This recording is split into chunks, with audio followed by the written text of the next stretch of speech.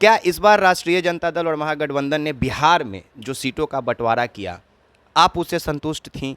क्योंकि जनता नाखुश थी उस विषय को लेकर, देखिए, आनन फानन में टिकट का बंटवारा किया गया था, ऐसा लग रहा था। हो सकता है कि आप मुझे नहीं पता कि आपका ये कहने के पीछे क्या है, लेकिन हमारे इंडिया गठबंधन ने कोशिश की कि एक सम्मानजनक तमाम जातियों को उनके जो उनकी संख्या है उसके हिसाब से टिकट का नहीं मैम, वितरण किया नहीं, जाए। इसलिए नहीं बोल रहे हैं क्योंकि अगर जातीय जनगणना हुआ तो हिंदू का भी हुआ, मुसलमानों का भी हुआ, ठीक है। मुसलमान भागीदारी उसमें कितना परसेंट निभाएं? और रहा बात कि टिकट बहुत सोच के दिया गया, तो नहीं, अगर टिकट विचारधारा को और जाति विशेष को देख के दिया जाता तो मुकेश सहनी के पार्टी से जो लोग निकल के आए वो आरएसएस के थे। उनके कई तस्वीरें सोशल मीडिया पे वायरल हुई। संघ के ऊपर आप भी हमेशा प्रखर होकर बोलती हैं, आपकी पार्टी भी बोलती है, और हम भी संघ का विरोध करते हैं, होना चाहिए। लेकिन अगर वही संघ का फिर आपके अंदर आ जाता है तो वो आपके लिए प्रिय हो जाता है। आप जातीय जनगणना कराते हैं लेकिन जाति आधारित ये लोकसभा पे जाति देखकर आप सीट का बंटवारा वहाँ नहीं कर पाती हैं। तो क्या यही मेरा सवाल था कि क्या चूक हुई है? क्योंकि कहने में और करने में फ़र्क है मैम। और इस बार शायद आप, ठीक है आप प्रदेश प्रवक्ता, हम आपके चीज़ों को समझ सकते हैं, आप खुल के नहीं बोल सकती हैं, लेकिन कहीं ना कहीं लोगों को लगा ऐसा कि तेजस्वी से कुछ गलती हुआ है। नहीं, मैं विकास जी, मैं खुल के बोलने के लिए, मैं मुझे लगता है कि मैं बदनाम हूँ और सीधा बोलने के लिए भी बदनाम हूँ, और जो मेरे मन में आता है मैं उसकी बोलने के लिए और मुझे लगता है यही एक ताकत और एक हमारी पार्टी की दी हुई ताकत है मुझे, जो मैं बहुत मुखरतापूर्वक हर विषय पे बात कर पाती हूँ। मुझे लाए लपट लगा के बात करने की आदत नहीं। और आपने कहा मुसलमानों की बात, तो आपको याद होगा इसके पहले एमएलसी का सीट भी बंटवारा हुआ था, और आपको पता है कि 2 मुसलमानों को भेजा गया वहाँ पे। तो हमारी पार्टी और हमारे शीर्ष नेतृत्व में जो हमारे लोग बैठे हैं वो कभी भी किसी भी जाति के साथ या किसी समुदाय के साथ अनदेखी करने का उनका ना उद्देश्य कभी रहा है। और सीरियसली बता रहा हूँ मैम, इन चीज़ों को टैकल करने का ज़रूरत है, इग्नोर करने का ज़रूरत नहीं है। क्योंकि अगर आप मुस्लिम वोट्स की बात करती हैं, अगर आप हिना साहब, आप 2 सीट पे चुनाव लड़के ऐसे मतलब भयंकर गलती किए जिसके वजह से आपको अच्छा खासा नुकसान हुआ, पूर्णिया और सिवान, ठीक है। मुस्लिम नेता में अभी कोई भी, मुझसे कई लोग बोल दिए कि भैया बताइए ना कोई एक आध नेता का नाम बताइए मुसलमान में जो राष्ट्रीय जनता दल ने जिसको बढ़ाया हो। चुनाव का नतीजा आ गया, नरेंद्र मोदी जी प्रधानमंत्री तीसरी बार बन गए, लेकिन इस बार केंद्र का राजनीति में अपना नाम दर्ज करवाने वाले तेजस्वी यादव अंतिम पड़ाव पर आके कहीं पीछे रह गए। हमारे साथ राष्ट्रीय जनता दल की प्रदेश प्रवक्ता सारिका पासवान जी हैं, बड़ी प्रबल और प्रखर अंदाज में अपनी बातों को रखती हैं। तो मैम सबसे पहले एक्सपोज मीडिया बहुत बहुत स्वागत है आपका। बहुत बहुत धन्यवाद आपका विकास जी। मैम 400 पार तो उधर आया नहीं, आप लोग भी 40 नहीं पहुंच पाई, कैसा लगा जब चुनाव परिणाम आया और उम्मीद पे आप लोग खड़े नहीं उतर पाए? तो नहीं, देखिए, हमारी तो उम्मीद यही थी, इस चुनाव का एजेंडा ही था कि लोकतंत्र को बचाना है और संविधान को बचाना है, और मुझे लगता है कि देश की जनता ने वो साबित भी किया। और आज जिस स्थिति में वो लोग जो 450 पार कह रहे थे, 400 पार भी नहीं, 450 पे तो दावा कर रहे थे। कई लोग तो कह रहे थे हम आत्महत्या कर लेंगे, आत्मदाह कर लेंगे, ना जाने कितनी कितनी बातें वो लोग कह रहे थे। राजनीतिक कैरियर हम छोड़ देंगे अगर 450 नहीं आया। खुद नरेंद्र मोदी जी और उनकी पूरी जो मोदी के परिवार वाले लोग हैं वो कह रहे थे कि 450 तो हम लाएंगे ही लाएंगे, और हम इस बार सरकार मोदी जी की बनाएंगे। और हमारा एजेंडा था कि लोकतंत्र बचाना है, लोकतंत्र तरीके से चुना गया व्यक्ति जो है वही बने जो संविधान को भी बचाए और देश की रखवाली करे, जिस तरीके से हम देख रहे हैं कि पिछले 10 सालों में जो देश की स्थिति हुई है, और वो हुआ। आज देखिए, आज मोदी जी की सरकार नहीं बनी है, आज एनडीए की सरकार बनी है, और वो एनडीए की सरकार 4 पहिए पे बन रही है। 4 यानी कि कभी भी जहां तालमेल गड़बड़ाया तो किसी दिन भी ये सरकार जो है ना धराशायी हो सकती है। और वो मोदी जी जो हर बार एक फ्रेम में मोदी जी दिखाई देते थे, आज उस फ्रेम में कई और चेहरे भी दिखाई दे रहे हैं। ये बदलाव है और ये ताकत है, इंडिया गठबंधन की ताकत है। अगर तेजस्वी यादव जी या फिर राष्ट्रीय जनता दल या महागठबंधन बिहार में 20+ सीट ले आती तो आज एनडीए का सरकार भी नहीं बनता, आज इंडिया का सरकार होता। ये बात मानती हैं आप? देखिए, अगर वोटों के प्रतिशत में जाइए आप विकास जी, तो आज तो सारे आ गए हैं कि बिहार में लगभग 23% वोटिंग जो है ना इंडिया गठबंधन को हुई है, 20% जेडीयू को गई है, और महज 13% में भाजपा है। मे बी मैं एक्यूरेट नहीं होंगी, हो सकता है इधर उधर हो, लेकिन मोटा मोटी यही है आज।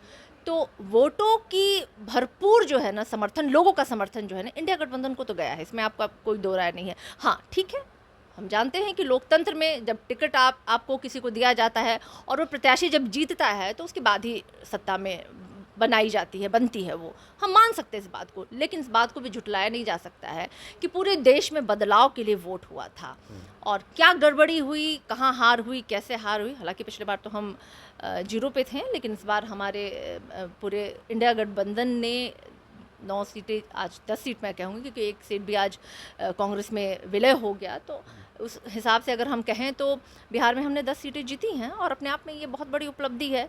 और वो 10 सीटें और पूरे देश में हमने जितनी सीटें जीती हैं उतना ही काफ़ी है नरेंद्र मोदी और उनके कंपनी की नींद उड़ाने के लिए, और उड़ चुकी है, वो जान रहे हैं। ये तलवार जो है ना, वो हमेशा उनके माथे पे लटकता रहेगा कि कल की सुबह जब हम उठेंगे तो ये सरकार रहेगी कि नहीं रहेगी, क्योंकि जो डिक्टेटरशिप इनकी आदत रही है, आपने देखी ना 10 सालों में क्या इन्होंने किया, जो वादे जो पिछले 2 मैनिफेस्टो के किए गए, क्या मोदी जी की सरकार ने कोई, मैं बार बार कह रही हूँ मोदी जी की सरकार थी, अभी एनडीए की सरकार है, समझ रहे हैं है ना। ये जो कह रहे हैं ना, ये हैट्रिक नहीं लगाया आपने, वो टूट गया आपका। 2 जो आपका टेन्योर था ना, वो मोदी की सरकार हो सकती है, लेकिन ये मोदी की सरकार नहीं, एनडीए की सरकार है। और मोदी की सरकार ने मणिपुर में माता और बहनों को नंगा घुमाया, मोदी की सरकार में हाथरस में दलित बच्ची का बलात्कार और दिन में उसकी लाश को जलाया गया, मोदी की सरकार ने किसानों को सड़कों पर रौंदा। और आप देखिए अयोध्या, जो राम को कहते हैं जो लाए हैं हम उनको लाएंगे, भगवान राम ने अपनी महिमा दिखा दी कि भाई आप मुझे नहीं लाए हैं, आप मत चैलेंज कीजिए प्रकृति को। लेकिन इन लोगों ने तो राजनीतिक मंचों पे भगवान को लाया, जात को लाया, धर्म को लाया, सब तो कुकर्म कर लिया आपने। बचा क्या आपके पास मोदी जी? जनता ने आपको लोकतंत्र की ताकत दिखा दी, आपका हो गया संगोल वाला, आपका खेला खत्म। और क्या, मोदी जी के गलतियों का सजा उनको जनता ने दे दिया। जनादेश ने ये बता दिया कि आप हमारे प्रधानमंत्री बनिए, लेकिन एक दर्जे का प्रधानमंत्री बनिए, अनावश्यक चीज़ों करने का ज़रूरत नहीं है। लेकिन जब अभी आप बात कर रही थी, आपने सीट के बंटवारे की बात की, क्या इस बार राष्ट्रीय जनता दल और महागठबंधन ने बिहार में जो सीटों का बंटवारा किया, आप उससे संतुष्ट थीं? क्योंकि जनता ना खुश थी उस विषय को लेकर। देखिए, आनन फानन में टिकट का बंटवारा किया गया था, ऐसा लग रहा था। हो सकता है कि आप मुझे नहीं पता कि आपका ये कहने के पीछे क्या है, लेकिन मैं आपको याद दिलाना चाहूँगी, लोकसभा चुनाव के टिकट वितरण से पहले बिहार में जाति आधारित गणना भी हुई थी। और आपको पता है कि तेजस्वी यादव जी ने, और उस समय हमारे साथ माननीय मुख्यमंत्री नीतीश कुमार जी भी थे, और 75% आरक्षण का दायरा भी बढ़ाया गया था। और जाति आधारित गणना में निकल के आया था तमाम जातियों की जो समीकरण है, क्या संख्या है उनकी, वो तमाम चीज़ों को। और उस आधार पर हमारे इंडिया गठबंधन ने कोशिश की कि एक सम्मानजनक तमाम जातियों को उनके जो उनकी संख्या है उसके हिसाब से टिकट का वितरण किया जाए। इसलिए नहीं बोल रहे हैं क्योंकि अगर जातीय जनगणना हुआ तो हिंदू का भी हुआ, मुसलमानों का भी हुआ, ठीक है। मुसलमान भागीदारी उसमें कितना % निभाएं। और रहा बात की टिकट बहुत सोच के दिया गया, तो नहीं, अगर टिकट विचारधारा को और जाति विशेष को देख के दिया जाता तो मुकेश सहनी के पार्टी से जो लोग निकल के आए वो आरएसएस के थे, उनके कई तस्वीरें सोशल मीडिया पे वायरल हुई। संघ के ऊपर आप भी हमेशा प्रखर होकर बोलती हैं, आपकी पार्टी भी बोलती है, और हम भी संघ का विरोध करते हैं, होना चाहिए। लेकिन अगर वही संघ का फिर आपके अंदर आ जाता है तो वो आपके लिए प्रिय हो जाता है। आप जातीय जनगणना कराते हैं, लेकिन जाति आधारित ये लोकसभा पे जाति देखकर आप सीट का बंटवारा वहाँ नहीं कर पाती हैं। तो क्या, यही मेरा सवाल था कि क्या चूक हुई है, क्योंकि कहने में और करने में फ़र्क है मैम। और इस बार शायद आप, ठीक है आप प्रदेश प्रवक्ता, हम आपके चीज़ों को समझ सकते हैं, आप खुल के नहीं बोल सकती हैं, लेकिन कहीं ना कहीं लोगों को लगा ऐसा कि तेजस्वी से कुछ गलती हुआ है। नहीं, मैं विकास जी, मैं खुल के बोलने के लिए, मुझे लगता है कि मैं बदनाम हूँ और सीधा बोलने के लिए भी बदनाम हूँ, और जो मेरे मन में आता है मैं उसके बोलने के लिए, और मुझे लगता है यही एक ताकत और एक हमारी पार्टी की दी हुई ताकत है मुझे, जो मैं बहुत मुखरतापूर्वक हर विषय पे बात कर पाती हूँ। मुझे लाए लपट लगा के बात करने की आदत नहीं। और आपने कहा मुसलमानों की बात, तो आपको याद होगा इसके पहले एमएलसी का सीट भी बंटवारा हुआ था, और आपको पता है कि 2 मुसलमानों को भेजा गया वहाँ पे।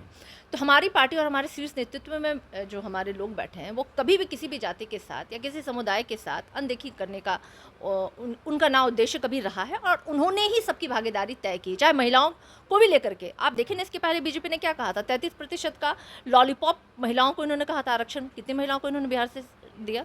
मैं बार बार कह रही थी कि ये भारतीय जनता पार्टी, ये झूठ और जुमलेबाजों की पार्टी जो महिलाओं को हमेशा ठगने का काम करती है। महिला आरक्षण की इनकी महिला नेत्रियों ने कई बार मेरे साथ डिबेट में हिस्सा लिया, बढ़ चढ़ के बोल रही थी, लेकिन जब एक भी महिला को टिकट नहीं दी गई लोकसभा में, तो क्यों नहीं इन्होंने एक बारी भी बोला इस बात को। मुझे लगता है कि हमारे दल में चाहे महिला हों या पिछड़े हों, दलित हों, या किसी भी समाज, किसी भी वर्ग से आने वाले लोग हैं, मुझे लगता है हमारे नेता, खास करके मैं तेजस्वी यादव जी के बारे में बोलूँगी। देखिए, लालू प्रसाद यादव जी तो सामाजिक न्याय के पुरोधा हैं, उनके विषय में तो मुझे नहीं लगता है कि कुछ बोलना भी बिल्कुल ज़रूरत है। लेकिन तेजस्वी यादव जी एक बदले दौर के यूथ आइकन उनको अगर कहा जाता है, एक बहुत सुलझे हुए नेता हैं और बहुत ही मर्यादित तरीके से उन्होंने, आपने देखा होगा, मंचों पे भी चीज़ों को संभाला है। और मुझे लगता है कि हर लोग, हमारे विपक्ष भी इस बात की तारीफ़ करते हैं। और इस बार के टिकट बंटवारे में भी उन्होंने जो एक्सपेरिमेंट भी, अगर आप कह लें इस बात को, तो मुझे लगता है कि बहुत ही सराहनीय था। और अगर 23% वोटों की बढ़ोतरी अगर इंडिया गठबंधन को हुई है, तो निश्चित रूप से आने वाले चुनाव में ये हम देशव्यापी हुई है। ये मोदी के खिलाफ एक लहर चला, उस जैसे 2014 और 2019 में उनके फेवर में लहर चल रहा था और सब कुछ आंधी में उड़ गया था, उसी तरह उनके विरोध में चल रहा था। तभी उत्तर प्रदेश में, हरियाणा में और भी अन्य जगहों की आप बात कर ले, तो जहां भी ये भाजपा बहुत सक्रिय थी, बहुत ज़्यादा पार्टी ये टिकट लेकर आ रही थी, वहां 50% से नीचे में वो सिमट के रह गई है। तो ये तो देशव्यापी रहा। तेजस्वी यादव अगर 251 यात्रा करते हैं और उसके बदले उनको बेल्ट लग जाता है, और वो बहुत मेहनत करते हैं, ये लोगों को दिखता है, लेकिन रिजल्टेंट नहीं मिल पाया। ये मैं पूछ रहा हूँ कि ये कहाँ चूक हुई? क्योंकि तेजस्वी का मेहनत नो डाउट पूरे बिहार ने देखा है कि उसने खाना हेलीकॉप्टर में खाया, वो कमर में अपने बेल्ट लगा के वो मंच पे गए, भाषण दिए और लोगों के लिए एक्टिव रहे। 42 डिग्री 46 डिग्री टेम्परेचर में अगर तेजस्वी मंच पे थे तो उनके कार्यकर्ता भी वहाँ पे थे, पर रिजल्ट क्यों नहीं मिला? नहीं, देखिए, अगर आपको रिजल्ट नहीं आया, 100 आउट ऑफ 100 नहीं आया, इसका ये मतलब नहीं है कि परीक्षार्थी ने तैयारी नहीं किया है। हमारी तैयारी सड़क से लेकर के आसमान तक दिखाई दी। और आज अंकों के रूप में भी आप देखिए तो आज एक मजबूत विपक्ष है, और वो मजबूत विपक्ष कभी भी सरकार बनाने के कंडीशन में भी है। मैं फिर से बोल दे रही हूँ, क्योंकि वही ताकत है हमारी। और हमारे एजेंडे पे भारतीय जनता पार्टी आई। हमारा एजेंडा क्या था? रोजगार था। इनका एजेंडा क्या था? मछली था, मटन था, मुजरा था। मणिपुर कभी इनके एजेंडे में नहीं था, महिलाएं कभी इनके एजेंडे में नहीं थी, रोजगार इनके कभी एजेंडे में नहीं था। भाई, ये तो वो मोदी जी थे जो प्रज्वल रवन्ना, जिसने 3000 महिलाओं की अडल्ट वीडियोस बना के रखी थी, उसके बारे में कह रहे थे कि बड़े अच्छे व्यक्ति हैं, इनको वोट दीजिए। ये वो लोग हैं जो टेनी, जो किसानों का हत्यारा, उसके लिए वोट मांग रहे थे। ये वही लोग हैं जो अयोध्या, भगवान श्री प्रभु राम, मर्यादा पुरुषोत्तम राम के भी मर्यादा को तार तार करने की कोशिश की। तो मुझे लगता है आज हर पैमाने पे, हर जगह पे न्याय मिला है आज, और आईना दिखाया गया है, लोकतंत्र का आईना दिखाया गया है मोदी को और मोदी के सो कॉल परिवार को, जो कहते थे हम बे है मोदी। कितनों ने डिलीट मारा, कितनों ने जोड़ा, कितने आज आंसू बहा रहे हैं। उन विषयों पे हम बात नहीं करेंगे विकास जी, लेकिन एक बहुत सकारात्मक राजनीति इंडिया गठबंधन ने की है। और मुझे लगता है कि उस राजनीति से, उस करने के ढंग से जो राहुल गांधी जी ने किया, या तेजस्वी यादव जी और हमारे अन्य जो हमारे पार्टी के साथ जुड़े थे इस महागठबंधन में, सबने एक मजबूत विपक्ष के रूप में आज अपने आप को स्थापित किया है। और आज हमारे सत्ताधारी डर रहे हैं, और वो इसलिए डर रहे हैं, वो जान रहे हैं कि कल की सत्ता उनकी रहने वाली है कि नहीं। चलिए, एक सवाल का जवाब और चाहिए मैम आपसे। संजय यादव को जानती होंगी? हाँ, बिल्कुल जानती हूँ। हरियाणवी सलाहकार मैं उनको बोलता हूँ, आप बुरा ना माने, क्योंकि जो हमारे बिहार का नहीं है तो मैं उनको बिहारी कह नहीं सकता हूँ, ठीक है।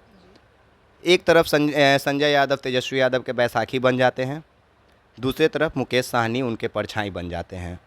ये तीन चेहरे जिसे बिहार ने हर जगह तेजस्वी के साथ देखा, ऐसा क्यों? एक आपके शब्द से मुझे ऐतराज़ है। आप स्वतंत्र हैं और संविधान ने आपको अधिकार दिया है अपनी अभिव्यक्ति की आज़ादी, लेकिन मैं यहाँ पे इसलिए आपको रोक रही हूँ और मुझे ऐतराज़ है कि आपने कहा बैसाखी। हमारे नेता जो है ना बहुत मजबूत है, और मुझे नहीं लगता उन्हें किसी की भी बैसाखी की आवश्यकता पड़ा मैम, पड़ा। मैं बता दूं, अगर तेजस्वी यादव अपने कुर्सियों से हिल नहीं पाते हैं और उनके हाथ अगर किसी ग्लास के पानी को उठाने के लिए बढ़ता है और उससे पहले पानी का ग्लास संजय यादव उन तक पहुंचा देते हैं, अगर तेजस्वी यादव भीड़ से उठते हैं, कोई और उनको हाथ लगाना भी चाहता है और उस हाथ को पीछे ढकेलते हुए संजय यादव उनके पास पहले पहुंच जाते हैं, मतलब ओवरऑल अगर मैं संजय यादव का, अगर आपने ऐसी बात कह दी तो मैं बता देता हूं कि कई तस्वीरें मैं निकाल के रख दूंगा जहां तेजस्वी अपने आप को तेजस्वी के पीछे संजय यादव खड़े होकर अपने आप को सर्वोसर्वा दिखाने की कोशिश किए हैं। तो वो बैसाखी बने हैं, और बैसाखी का मतलब मैम कभी ऐसा नहीं होता है कि आप हमेशा के लिए पूर्णतः विकलांग हो जाएं। अंगूठा में ठेस भी लगता है तो आप टेम्पररी बैसाखी इस्तेमाल करती हैं। नहीं, आपने जो भी बोला मैं नहीं जानती हूँ कि आप कब कब कहाँ के, लेकिन मैं इस लोकसभा चुनाव की आपको 2 4 5 तस्वीरें को भी मैं अभी लेटेस्ट में एक तस्वीर मैं आपको याद दिलाता हूँ, बहुत वायरल हुआ था। एरोप्लेन से नीतीश जी जा रहे थे, तेजस्वी भी जा रहे थे। अभी 3 दिन पहले दिल्ली जो मीटिंग होना था, तो तस्वीर वायरल हुआ था कि साथ में बैठे, उसमें पीछे संजय यादव भी थे। सोचिए कि संजय यादव इतने अपना जगह बना चुके हैं, आप समझ नहीं हम क्या कह रहे हैं, कि नीतीश कुमार रहते हैं, तेजस्वी यादव रहते हैं और उसमें संजय यादव रहते हैं। इससे ज़्यादा मैं क्या बोलूँ कि कितना तस्वीर दिखाऊं मैं आपको जवाब दे देती हूँ। देखिए, संजय यादव जी, आपको पता है कि इससे पहले भी वो राजनीतिक सलाहकार थे और अभी वो राज्यसभा के सदस्य भी हैं और बहुत लंबा समय से वो तेजस्वी यादव जी के साथ काम कर रहे हैं। और मुझे लगता है कि जब आप बहुत लंबे समय से किसी के साथ काम करते हो तो एक भावनात्मक संबंध भी आपसे जुड़ता है और एक केयर एक दूसरे की। मेरा सवाल ये नहीं कि बैसाखी है या नहीं, मेरा सवाल है कि संजय यादव और मुकेश साहनी ने नुकसान पहुंचाया कि नहीं। ओवरऑल मेरा सवाल इतना है। उसी पे आ रही हूँ। हो सकता है आपको पर्टिकुलर किसी व्यक्ति से आपको लगता होगा कि इनके होने से, लेकिन मुझे लगता है कि अगर आप दोनों पक्षों को देखें तो हो सकता है कि आप देख पाएं कि उनके होने से कई लाभ भी पहुंचे हैं पार्टी को। और पर्सनल उनको 5 आदमी नहीं बिहार का जानता है पर्सनली, हरियाणा से हैं, उनसे क्या बेनिफिट मिलेगा बिहार को? देखिए, धर्म युद्ध हुआ था जब महाभारत। छोड़िए ना मैम, महाभारत नहीं जाइए, मैं बात करूंगी। हरियाणा में वही कुरुक्षेत्र में हुआ था महाभारत, जहाँ का हम सवाल कर रहे हैं, यहीं पे रहते हैं। नहीं, ठीक है। देखिए, कोई कहाँ से आया नहीं आया, देखिए मुझे नहीं लगता इस पे टिप्पणी किसी का भी करने टिप्पणी इसलिए जरूरी है कि मेन मुद्दा पे मैं आता हूँ कि अगर एक तरफ मुकेश साहनी दीजिएगा तो मैं कैसे बोलूंगी? आपका प्रश्न दिखा रहा है कि आप बहुत क्रोधित हैं उस व्यक्ति से, लेकिन मैं आपको बताना चाहती हूँ कि आप जिस शख्स का नाम ले रहे हैं और आप बार बार बोल रहे हैं, तो मुझे लगता है कि 2 पक्ष हर एक व्यक्ति का होता है। अगर आपने ये देखा तो मैंने कई जगह ये भी तस्वीरें देखी। मैंने देखा आरा में एक सभा के दौरान वहाँ पे हमारे विधायक थे, वो तेजस्वी यादव जी को कंधे पे सहारा देकर के लेके जा रहे थे। मधेपुरा में भी मैंने देखा और 2-3 और जगहों की तस्वीर मुझे याद नहीं है एग्जैक्टली, लेकिन मैंने देखा। हो सकता है कि 251 सभाओं में, चूंकि शुरू में तो ये तकलीफें नहीं थी, लेकिन जब भी उनकी तेजस्वी यादव जी के शरीर में वो तकलीफ बढ़ी, उसके बाद उनको हेलीकॉप्टर पे चढ़ने और उतरने में तकलीफ हो रही थी, तो उस समय तो तेजस्वी जी के साथ तो संजय यादव जी ही हुआ करते थे और जो उनके सबसे नज़दीक है, साथ है। हो सकता है आप मेरे साथ विकास जी आज हैं, अगर मैं तकलीफ़ में हूँ, अगर मुझे 2 सीढ़ियाँ उतरने में तकलीफ़ हो रही है, तो सबसे पहला हाथ आप मुझे बढ़ाएंगे क्योंकि आप मेरे साथ होंगे और आपको परवाह होगी मेरी कि हाँ, इनको तकलीफ़ है। तो अगर कोई एक दूसरे के साथ है तो एक भावनात्मक संबंध तो होता ही है। साथ ही साथ पार्टी में, संगठन में बहुत लंबे समय से वो काम करें। मैं जब से हूँ पार्टी में, मैं देख रही हूँ उनको, तो मुझे नहीं लगता इस पे प्रश्न उठाना कहीं से भी अच्छा। लेकिन देखिए, हार होती है तो ठीकरा फूटता है, जीत होती है तो श्रेय जाता है। हम इसलिए ये बोल रहे हैं, और जो कहते हैं ना अजश, ये हम दोनों ये पूरक है इसलिए बोल रहे हैं क्योंकि मेरा संजय यादव से पर्सनली कभी बातचीत है नहीं, ना मेरा पर्सनली कभी दोस्ती या दुश्मनी है उनसे, ठीक है, ना कोई रिश्तेदारी। हम ये सवाल इसलिए किए सारिका मैम आपसे, मैं बता रहा हूँ प्लीज़ एक बार, मैं इसलिए ये सवाल किया कि जनता का ये कहना है कि जहाँ पे तेजस्वी और मुकेश साहनी थे, वहाँ पे कोई मुस्लिम नेता का चेहरा होना चाहिए था, वो आपके लिए करागर होता। क्योंकि जहाँ भी मंचों पे तेजस्वी यादव जाते हैं, मुस्लिम नेता की कमी लोगों को खलती है, और ये भी तब उस वक्त जब हिना साहब एक मेजर फैक्टर बन के उभर रही हैं आपके वोटों का कटाव करने के लिए। देखिए, मुझे लगता है वो तस्वीर कहीं से भी राजनीतिक लाभ लेने के लिए नहीं था। अगर शायद नेताजी को लगता कि हम अगर इस जाति या इस धर्म से किसी को लेकर के हाथ चलेंगे तो मुझे राजनीतिक रोटी सेकनी है, तब ये फैसला लिया जाता। और आपने कहा कि आपका कोई ये नहीं, तो मैं आपको एक मज़ेदार बात बताऊँ। मैं संगठन में काम करती हूँ और आपको बहुत जान के आश्चर्य हो कि मैं हार्डली ही कभी संजय जी से मिल पाती हूँ। किसी कार्यक्रमों में अगर मिल ली तो दूर से प्रणाम हो गया।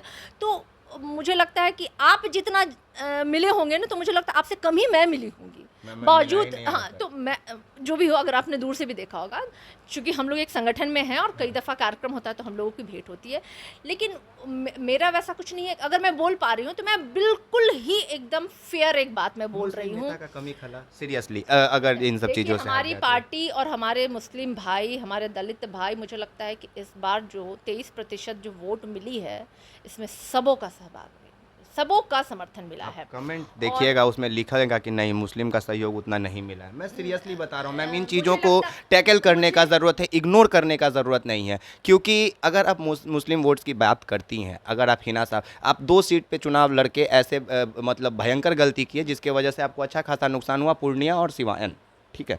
मुस्लिम नेता में अभी कोई भी, मुझसे कई लोग बोल दिए कि भैया बताइए ना कोई एक आध नेता का नाम बताइए मुसलमान में जो राष्ट्रीय जनता दल ने जिसको बढ़ाया हो। पूर्णिया और सिवान की बात की तो मुझे लगता है पूर्णिया में हमें अगर पप्पू जी पूर्णिया से नहीं लड़ते तो हम शायद पूर्णिया की 4 सीटें जीतते आज। तो मुझे लगता है कि कोई व्यक्ति, कोई प्रत्याशी अगर संगठन के साथ जुड़ा है तो सबसे पहले उसका महत्व होना चाहिए कि हम संगठन के लिए क्या काम कर सकते हैं। ये नहीं कि मैं अपने लिए क्या कर सकता हूँ, मेरी जीत, मेरा चुनाव, मेरा सब कुछ। अगर मैं की भावना अगर किसी भी व्यक्ति में आ जाती है ना, तो वो मुझे लगता है कि अपने आप में बहुत नुकसानदेह होता है। और मुझे लगता है कि पप्पू जी के प्रकरण में वही हुआ। पप्पू जी चाहते तो और कहीं से लड़ सकते थे, और अगर वो कहीं और से लड़ते तो संगठन में हमारे, अगर कांग्रेस से भी अगर वो लड़ते, या खैर उन्होंने जो लड़ा वो निर्दलीय ही लड़े, तो मुझे लगता है कि ये एक गलत डिसीज़न पप्पू जी ने लिया। जीत करके उनको लगता होगा कि मैं जीत गया हूँ, लेकिन मुझे नहीं लगता है कि उस जीत का बहुत कोई लंबा चौड़ा आगे बेनिफिट उनको होने जाने वाला। मुझे लगता है कि उन्होंने क्षति पहुंचाने वाला काम किया। अगर थोड़ा सा भी क्लेवरली अगर वो डिसीज़न लेते इस बात को, और मैं आपके मार्फत हमारी जनता को कहना चाहूँगी, जो भी हमारे किसी भी, आपने बार बार जाति के विशेष के लोगों का नाम लिया, धर्म से जुड़े हुए लोगों का नाम लिया, तो मैं तो कहूँगी कि तेजस्वी यादव जी ने जो 17 महीने में नौकरी दी वो हर जाति और हर धर्म के लोगों को दिया। बिल्कुल। उन्होंने तो नहीं सोचा कि मुझे मुसलमानों को नहीं देनी है, दलितों को नहीं देनी है, यादवों को सिर्फ देनी है, ये नहीं सोचा। नहीं नहीं नहीं नहीं नहीं करके सब ठीक चल रहा था, लास्ट में फिर खराब करते चले गए। आपके जैसे लोगों से मुझे ये उम्मीद होगी कि करके खराब नहीं किए, करके उन्होंने अच्छा किया, और आगे भी वो अच्छा करेंगे, क्योंकि उनकी भावना जो है ना अपनी जनता के प्रति है। और वो अगर वो बंदा जो है ना 251 सभाएं जिन्होंने किया इस 47 डिग्री टेम्परेचर में, हमारे भी जो है ना चेहरे झुलस रहे थे जब हम क्षेत्रों में घूम रहे थे, मैं तो बीमार भी पड़ गई थी, लेकिन मैं तो कहती हूँ कि हैट्स ऑफ टू हिम, कि उनमें एक जज्बा, एक काम करने का जुनून मैंने देखा। इसके पहले भी चुनाव में 200 के उन्होंने ये, लेकिन इस बार तो उन्होंने और 50 सभाएं उन्होंने अधिक की। तो मुझे लगता है ये कर वो किसके लिए रहे हैं? माता उनकी पूर्व मुख्यमंत्री, पिताजी उनके पूर्व मुख्यमंत्री, जैसे भाजपा वाले कहते हैं उनको कोई चीज़ की कमी नहीं है, तो कर और लड़ किसके लिए रहे हैं? आप ही के लिए तो लड़ रहे हैं ना, आपका समर्थन चाहिए ना, और है समर्थन, लेकिन थोड़ा और समर्थन आगे भी आप लोगों का चाहिए। जो नाराज़ हैं उनसे भी मैं कहना चाहूँगी, पार्टी के अंदर एक, मैं जो जानती हूँ, मैं जानती हूँ कि सभी के लिए हमारे नेता के भाव जो होते हैं समान होते हैं, और लड़ाई वो लड़ रहे हैं सबके लिए। 75% आरक्षण को 9वीं सूची में डालने की लड़ाई हमारी हो रही है, लोगों को रोजगार मिले, महिलाओं को सम्मान मिले, बराबरी का अधिकार मिले, ये लड़ाई हम आगे भी लड़ते रहेंगे।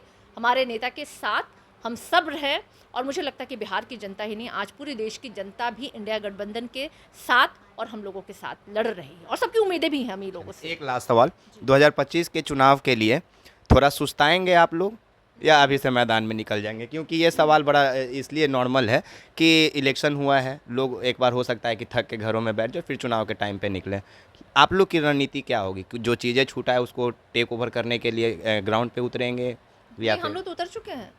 हम लोग तो अब विधानसभा की चुनाव की तैयारी कर रहे हैं। अच्छा, बिल्कुल, हम तो 365 दिन काम करने वाले मजदूर हैं भाई, और हमको लगता है कि ये प्रेरणा हमें हमारे नेता, हमारे राष्ट्रीय अध्यक्ष और शीर्ष नेतृत्व में बैठे तमाम जो हमारे अभिभावक स्वरूप जो भी हैं, वो लोगों से थोड़ा मतलब हम लोगों ने तो कह दिया है कि आप लोग बस हमें मार्गदर्शन कीजिए, और हमारे पार्टी संगठन से जुड़े हुए हर एक कार्यकर्ता फील्ड में है, क्योंकि ये लड़ाई ख़त्म नहीं हुई है, शुरू है, और ये निरंतर चलेगी। बहुत बहुत शुक्रिया सारिका मैम आपका। बहुत बहुत देखिए, सवाल बहुत था, और ये सवाल एक्सपोज मीडिया का नहीं, उन जनता का है जो जनता तेजस्वी यादव, राष्ट्रीय जनता दल, भारतीय जनता पार्टी, या जितने भी तमाम नेतागण हैं उन सभी से प्यार करते हैं जनता लोग। तो जनता का ये विचार था कि ये सवाल राष्ट्रीय जनता दल के प्रवक्ता जी से पूछा जाए, तो हम अपने सवाल को लेकर आ गए। मैम ने बड़ी शालीनता से जवाब दिया, और जवाब से आप कितने संतुष्ट हैं नहीं हैं ये तो कमेंट बॉक्स में प्रतिक्रिया अपना दे ही देंगे। फिलहाल आप एक्सपोज मीडिया देख रहे थे, मेरा नाम विकास राज है। तमाम लोगों का बहुत शुक्रिया। जय हिंद, जय बिहार, धन्यवाद।